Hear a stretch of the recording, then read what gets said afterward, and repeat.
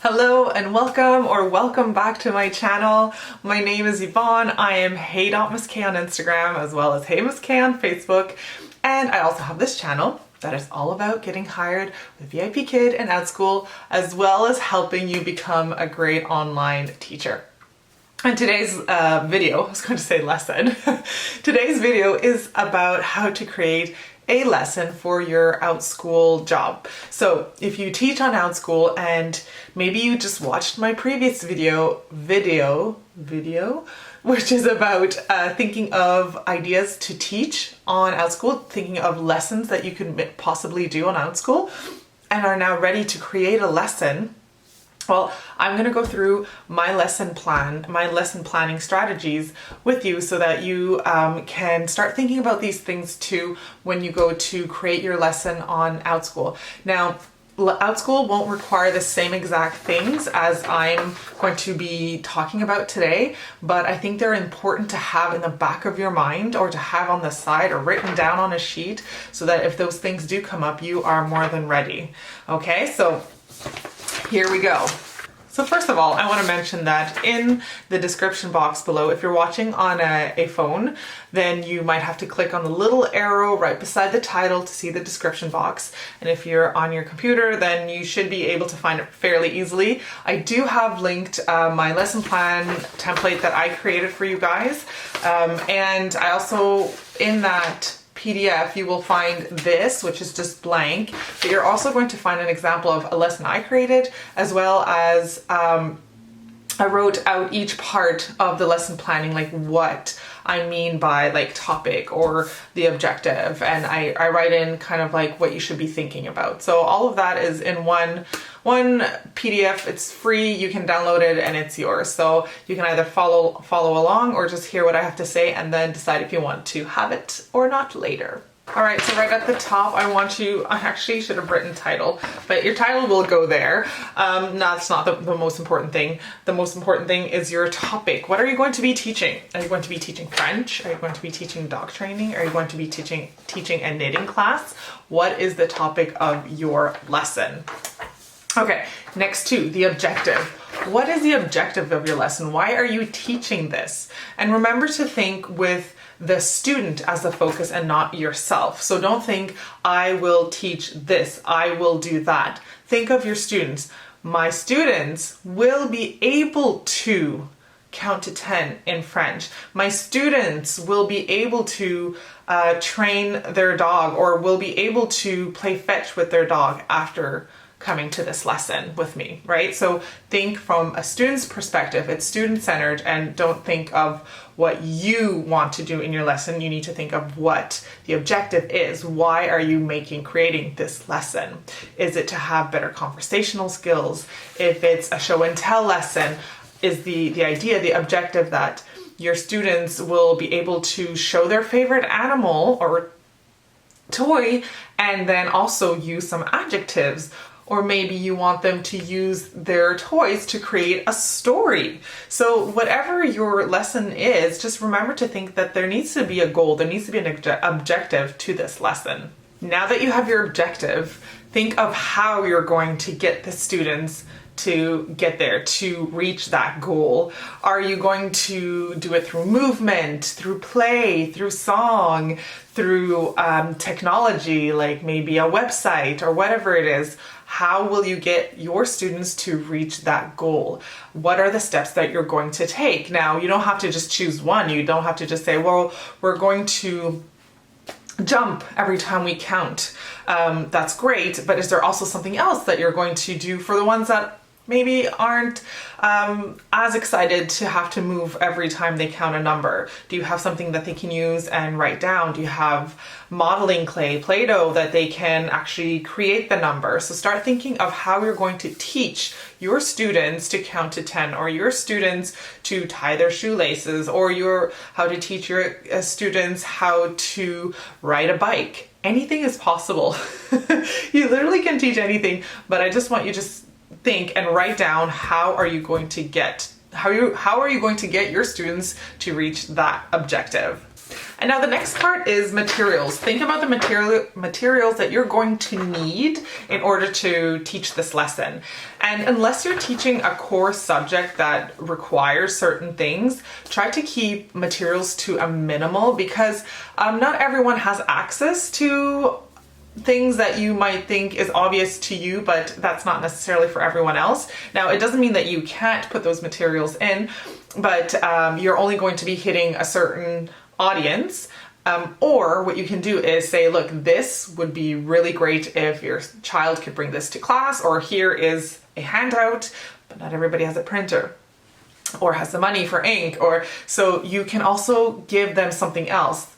You can say they can also just use some blank paper at home and follow along anyways. Or they can, if they don't have the handout, then they can raise their hand when they want to answer instead of answering on a sheet. They can also maybe use a whiteboard, because then they don't have to always buy sheets. They can just use a whiteboard over and over again. So I just want you to be mindful of that when you are asking parents to get certain, I mean, if it's an art project, well then obviously parents know that coming into your lesson that they're going to need supplies.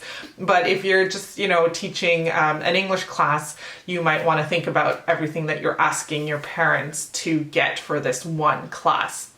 Okay, and then I have assessment in here as well. Are you going to be assessing your students? You don't have to assess them formally, but you should be checking for understanding. You should be checking throughout the lesson. You should be asking them to either raise their hand, to answer in the chat box, and you can make it so that it's only to you in case they're shy. You should just throughout your lesson be checking that, are you reaching that goal, that objective that you gave for yourself for this lesson? And it can be verbally, it can be just everybody raise your hand, you know, give me a thumbs up, thumbs down when they're answering questions. It doesn't have to take very long, but you do want to kind of gauge and see where the students are at as you go through your lesson, so that you have a better idea if what you're teaching is working, and then also if exactly that, if they're getting it and are enjoying it as well, you can be assessing that. But you can also do formal assessments that you either send after class and that you want your students to send back to you, or you can, before you leave or before you finish your lesson, maybe the last 5 minutes, you send them a little quick quiz and they can maybe answer it on their phone, and then you get the answers back and see how well they did. So there are different options for you out there, and I put it in just so that you can start thinking about, well, how would I assess? How would I see if they're learning or understanding? So that's that part. Okay, and I put something in for extension. So I would highly recommend that you overplan. Overplan your lessons. Tell yourself that you might not get to everything, although you want to get to your objective first of all, and the things that you do list, but then have some ideas on the side in case your class goes so quickly. Maybe you only have 2 learners in your lesson, and usually, you know, you would need 4 or 5 to have a good conversation. That would take longer. So have something written down for yourself as an extension. Now, you can either have it at the end, you can have a few activities in case you finish early, or you can just have it within your lesson. So I have a class where I teach how to count to 10 in French, and then I teach them the number, but I have pictures on my slides, like maybe I have 7 dogs on one slide, so we count to 7, or I ask somebody if they know how much that is, and then I can also teach them the word dog in French. So if I'm seeing, whoa, this class is going really fast, I can just extend like that. And then I can also even ask about colors. Does anyone know here what this color is of this dog? That is not the objective of the lesson, but because it's going really quickly, really smoothly, I can add that in, and I can see maybe somebody has an idea. Maybe some of my learners do know a little bit more than just the basic French. So it's up to you how you want to do that, but I highly recommend over planning so that you never run out of ideas or are stuck at the end for like 5-10 minutes just kind of talking about whatever you can think of, right? And now having a plan B, also very important. And there's 2 like categories when I'm thinking plan B. I'm thinking technical issues and then also lesson wise. So plan B If your computer crashes, if your computer doesn't turn on or decides to update, do you have a plan B? Do you have a tablet or an iPad nearby that you can hop onto? If your power goes out, what will you do? Can you teach, if you were on your computer? What I like to do is teach on my iPad, and I hotspot my internet, and I have enough lights that I can just kind of point at me so that my students can still see me. So do you have those options, or do you have absolutely nothing if your computer just isn't working or is updating, or you have a power outage or something? You kind of want to make sure that you have that already set up. And then plan B also for your lesson, if the students don't understand what you're talking about, or you can just tell they have these blank stares and you're going too fast. How can you slow that down? How can you get back to the basics? You might think, oh, they should know this and I'm going to teach them that. That's fine, but often as a brick and mortar teacher, there were a lot of times where I was like, they should know this, but they don't. So now what? You can't just continue on, because then you're just going to lose them all, right? So do you have a plan B for that?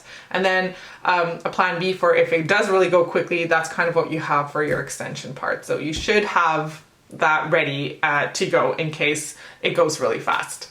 To go along with what I just said, I put in prior knowledge. Do you expect your students to have any prior knowledge before they take your class? If so, make sure you mention that in your outline when you have it on Outschool, because there's nothing worse than having a bunch of students that aren't ready for your class, because then they're just struggling.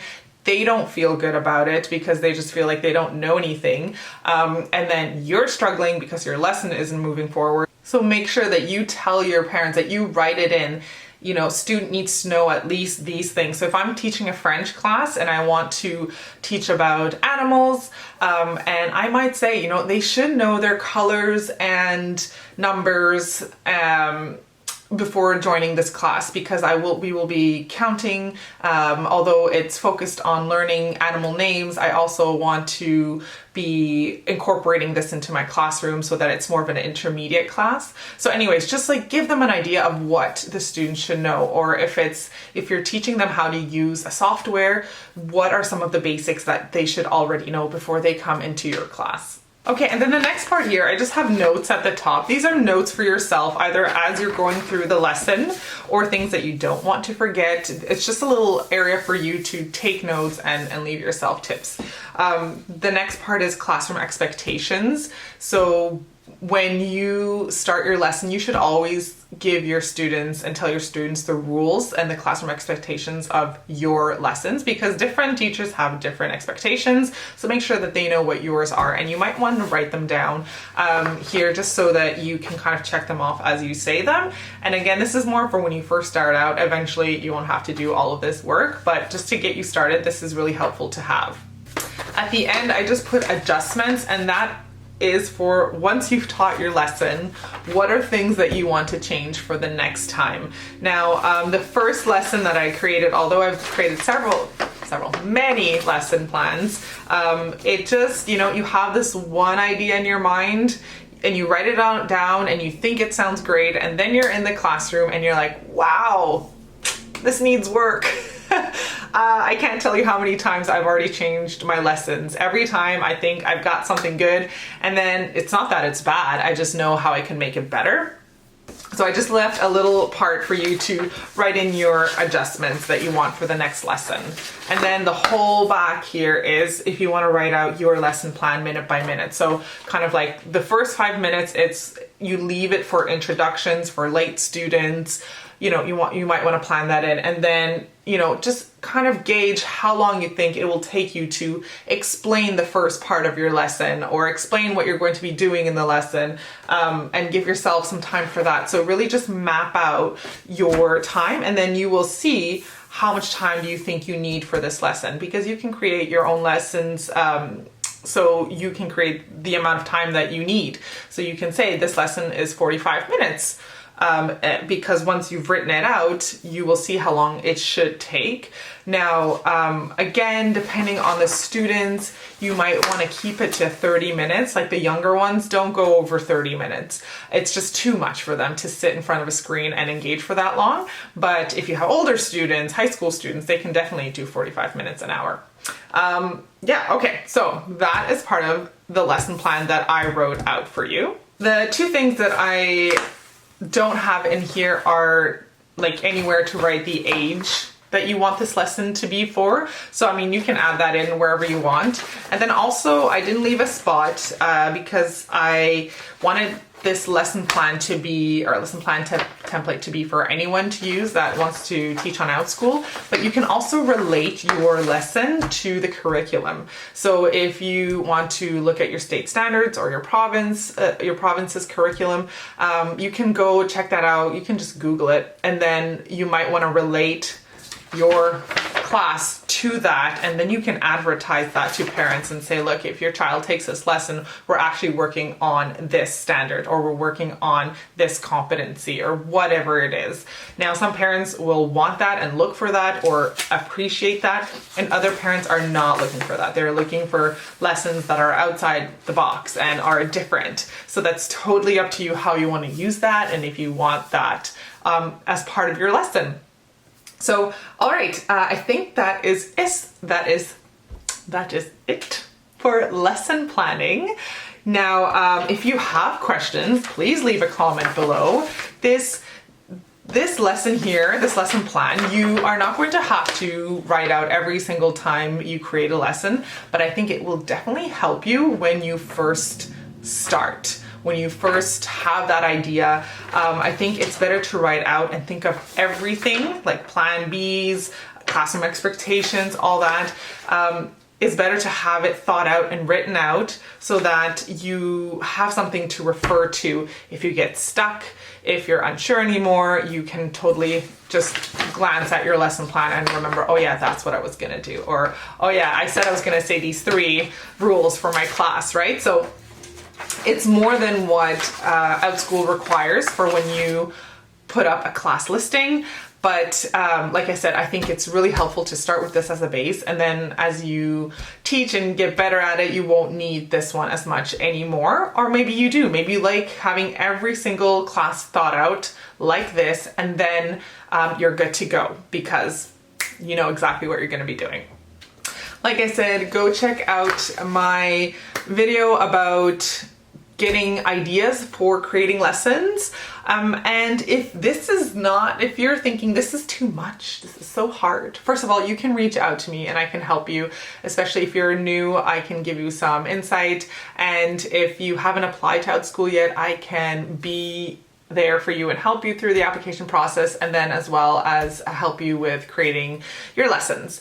And if you're looking for something different, like I said at the beginning of this video that I also work for VIPKid, you don't have to create lessons for VIPKid, which is the wonderful thing about VIPKid. So if you're looking for more of a job like that, where the lesson is given to you and all you have to do is teach the lesson, then ask me about VIPKid and I will help you out with that. Okay, so thank you so much for watching. I hope this was helpful, and let me know if you still have questions. Thanks, guys.